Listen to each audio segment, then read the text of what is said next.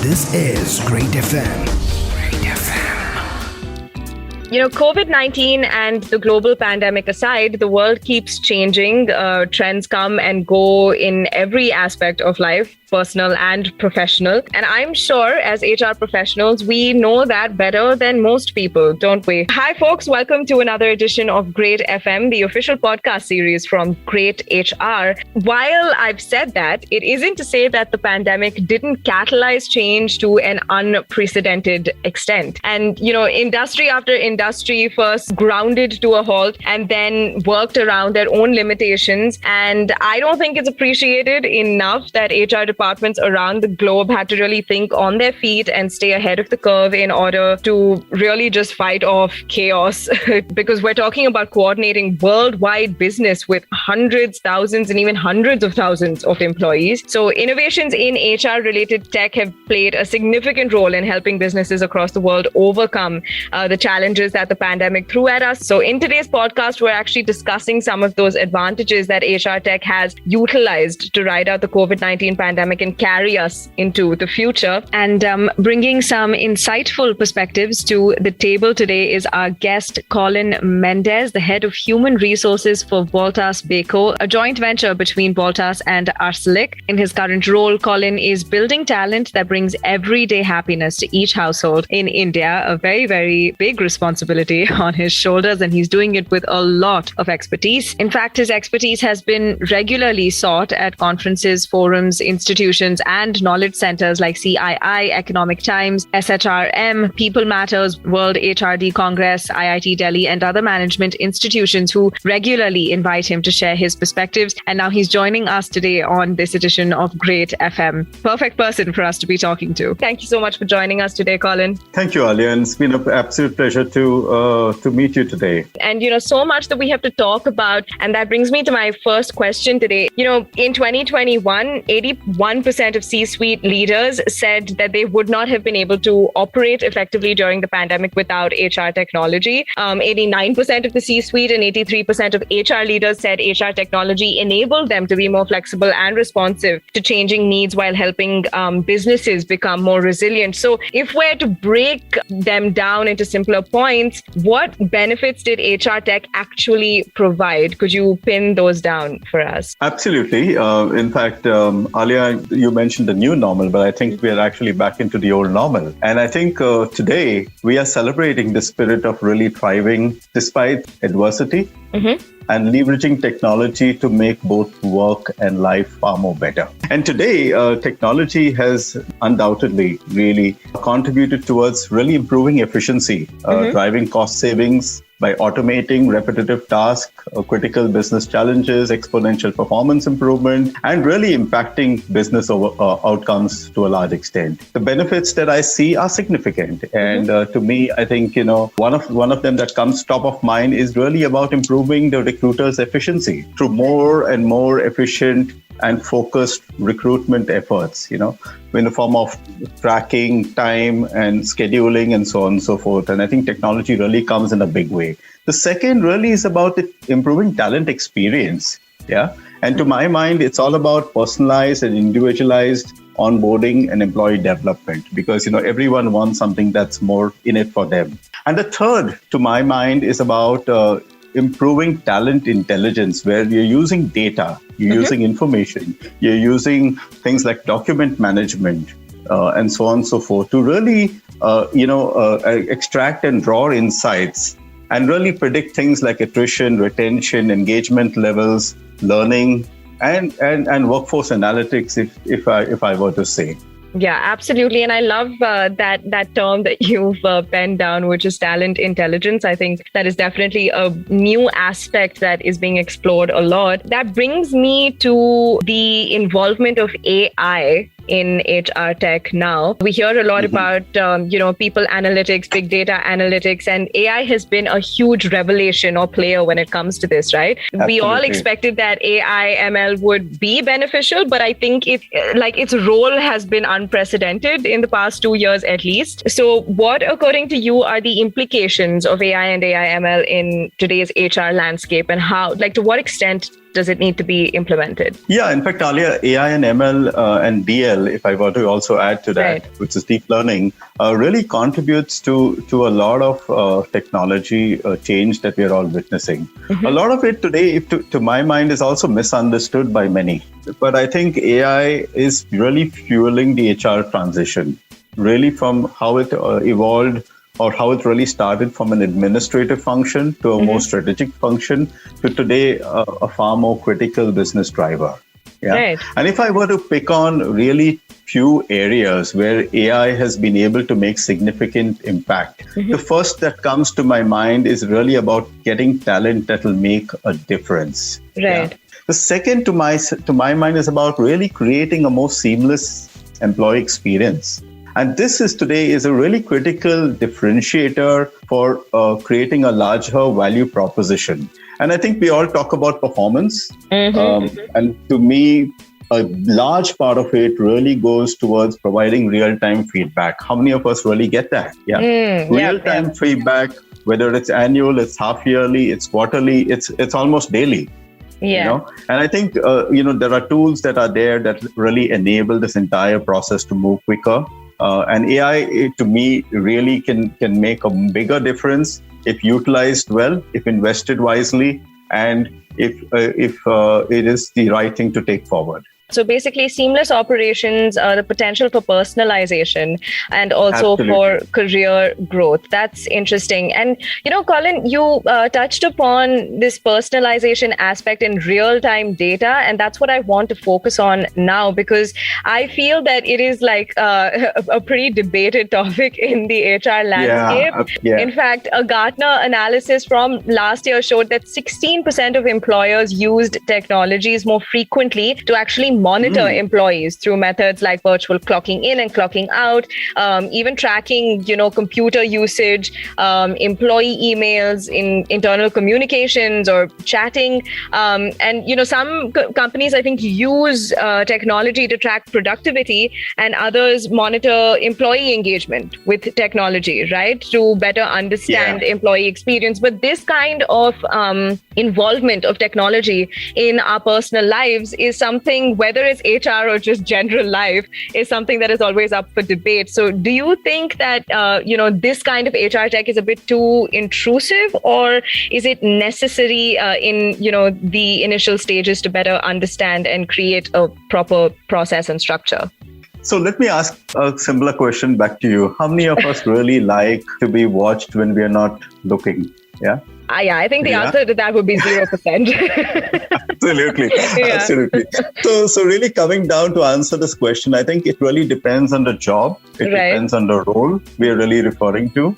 And finally, what are we really driving? What are we really trying to get out of this? Right. It's performance. It's performance that we are really driving. But I think the important thing is to really relook at your entire measure of performance and bring in more agility into the performance management system or the performance measurement system and re-engineer those to make them more outcome based. It's not about policing people. It's not about, monitoring people, but it's about getting work that's done. Last 2 years when all of us worked in different locations, in different houses and in different cities, we all realized we were very productive. Business carried on. Companies still were able to deliver what they were to deliver. It really depends on the role. It depends on the job. And if you ask me, for all managerial jobs or management roles, it's not about really transactions. It's about moving the needle forward. It's about making a difference to the business, and it's about greater, contributing to a larger business outcome. And I think this also might not be a very tangible sort of concept, but it definitely speaks to like a culture of trust that you're, inculcating within your organization. If you find the need to sort of constantly monitor people and people feel watched, I don't think that would help too much with the trust quotient. Absolutely right. Yeah. Yeah. Okay, cool. You're listening to Great FM. And, the other thing, I touched upon this in the beginning of our conversation today, Colin, which was that HR tech has the potential to sort of impact and affect every aspect of, business operations, right? And one is communication. And I think tech innovations actually positively impacted communication during the pandemic, especially. So, do you think communication advancements have been probably the best thing to come out of this difficult period for most businesses? Absolutely. If you ask me today, technology or tech has really helped bring the entire world much more closer, despite we all being apart. And today, we all feel that, we can talk to friends, we can talk to relatives, wherever they are. So there is no doubt about it that, technology has brought the world more closer. But from a business standpoint, because we're talking more about, how has it affected business? How has it enabled communication? I think it's enabled the business community to business continuity to happen to a very large extent. Right. It's also helped teams work seamlessly, get together, collaborate. I think there are significant advantages. And today, if you look at it from a larger lens, it's also been more cost efficient for the organization. Right. Earlier, a lot of people travel for meetings, and there was a huge cost that went into people traveling, hotels, and so on and so forth. Now, a lot of us get together on meetings like this, and we are able to also solve issues more real time, rather than wait for a particular event to happen or wait for a particular review to take place. Yeah. So I think there is significant benefit, and I think whatever has taken place, irrespective of what's happened, technology has really enabled us to work significantly better from where we are. And communicate far more real time, and enabled us to be far more in there and in that moment. Right. Colin, I feel like you're reading my mind a little bit because you keep giving me the most perfect segues and to go into my next question. All right. Okay. Yeah, but I mean, you did touch upon remote work just now, and I do want to talk about that as well, because undoubtedly HR tech has impacted the ability to seamlessly carry out remote work, And I guess my question to you is this: do you think that HR tech wants to enable hybrid mode of work as the new normal and the new status quo, or do you think it has other aims? So, rather than me talk about hybrid work, let me try and answer this in a far holistic manner. Yeah. And Alia, to me, it is going forward, I see newer work models that will really emerge. Yeah? Okay. There's been a shift in the workforce mix. And earlier we had more traditional roles where we had employees on rolls, we had contracts, we have trainees. But today it's far more contemporary. Yeah, we're talking about hybrid. We're talking about people working on site, working virtually or remotely, offshore work. We're talking about shared services, flexi hours, gig, and so on and so forth. Yeah. Now, this independent talent really going forward will constitute almost about 15% of the workforce. Okay. And to my mind, it will grow far more larger over time. Because this is the kind of talent that organizations want to use, because it gives a whole lot of flexibility for two people. One, to the organization in terms of when they need resources and when they are able to deep dive into talent, or when they need specialized services which they don't necessarily need to keep for themselves. Okay. And for the individuals, it's also win-win, because they have the opportunity to work with various minds from different organizations. They have flexibility in what they want to do. So there is significant benefit from there. Yeah. And I think control and flexibility is really the core of hybrid work. So how you're able to control what you want to keep within will really enable hybrid work to really thrive. And there are two big values that we need to keep in mind: the value of flexibility and the value of office space. Right. Because this is really most important, because that is going to be the game changer or the driver into what is the work model that I want to use and what is the work model that I want to adopt that will create a culture for my organization going forward. Okay, all right. And, speaking of, Colin, so we've covered flexibility, work flexibility, we've covered communication, we've covered talent recruitment, and general business health. But I also want to focus now on employee engagement as we, come to an end of this conversation. Employee engagement, even before the pandemic, was one of HR's primary concerns, right? Like you said, employee delight, making sure that your employees are feeling good about where they're working and are actively engaging with management and the work at hand. Has HR tech benefited employee engagement, or does it prove to be a tool that can accelerate employee engagement or actually increase it, or is it just another additive that we're going to try to make the most out of? No, employee engagement, I think I must say, has really evolved. It's evolved to developing a culture of listening, that drives positive and business outcomes. Because really, why do we need engagement? Why do we need a positive engagement? It's for really driving business, driving positive outcomes.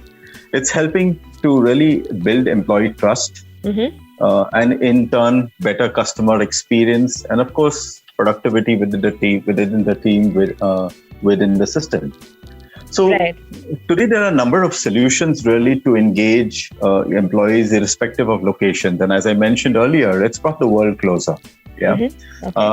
Besides that, it's also given you the resource bank of high qualified people to really be a part of this of the system, and help really create insights that are truly actionable for people.